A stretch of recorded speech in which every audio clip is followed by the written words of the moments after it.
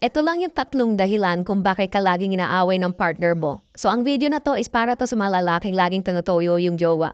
Kapag lagi kang inaaway, ibig sabihin may isa sa tatlong bagay kang hindi nabibigay. Number one, attention. Kapag hindi mo nabibigyan ng sapat na atensyon yung partner mo, for sure, gagawa yan ng paraan para mapansin mo siya. So ang gagawin yan is either totoyoin, magagalit, magseselo. Ginagawa nila yon, it's because hindi nila nafe-feel yung connection nila sa'yo. So they feel unseen or feeling nila wala kang pake sa kanila.